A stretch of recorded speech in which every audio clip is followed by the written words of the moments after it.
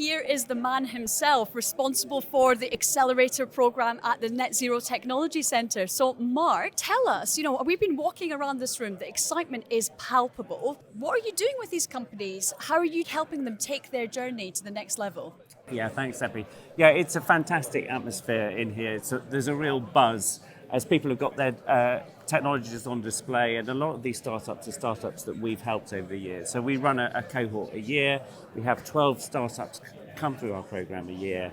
We give them a grant of £50,000, and we give them a lot of tuition. They need help, these startups, and we help these startups develop, grow their business, grow their technology, grow their team. And over the years, we've been having some fantastic successes. And a lot of those startups are here today. They're looking for potential customers, they're looking for new funding, and they're looking for opportunities to grow, to collaborate, and to sort of deliver their vision, really. And I think the most exciting bit of this is not only are you helping people get off the ground, you are actually helping them get to commercialization of their products, of their services. Can you tell us a little bit about maybe some of the companies that you've helped in recent years? Yeah, for example, Jet Connectivity. So they have a 5G buoy, so a big yellow steel structure that floats in the sea and improves 5G connectivity at sea. So you can communicate much better, which is really, really helpful when you're deploying infrastructure out in the ocean. So I went to Dundee Port quite recently, actually, and I saw their buoy before it launched.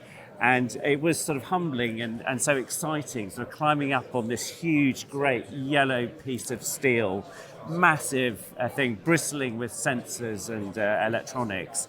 And this is the fruit of their labours. The Jet team has overcome challenge upon challenge to get to this point, and this was a joyous moment to enjoy their success and share their success with them. Well, funny you should mention the Jet team, because they are ones that I spied out as soon as I got here and got a little interview with Richard himself. Great. So I think this is what we want to see in Scotland, and the fact is that we have so many fantastic innovators and entrepreneurs in Scotland. The Scots and Scottish-based companies aren't always the most vocal about their talents and success, but it exists. Now, they're understated, but they are being helped by the Net Zero Technology Centre to really show off what they've got. And not only in Scotland, I understand, is that you help them take their projects to international investors. Tell us more about that. Correct, yes. So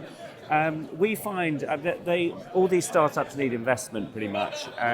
And the investors can come from Scotland, and Scotland actually has a great investor network here, and Scottish Enterprise also co-invests, so that really helps the market here. But they often find they need investment from outside Scotland, from the rest of the UK, or internationally. And so we find our startups sort of approach investors globally. So they're looking for the right investor, and it doesn't really matter whether that investor is in Aberdeen or in Singapore or in somewhere in the US. So there's a wealth of investment out there, but you do need to pound the pavement and knock on a lot of doors to get that money in. And the Net Zero Technology Centre is here to help. So thank you very much, Mark.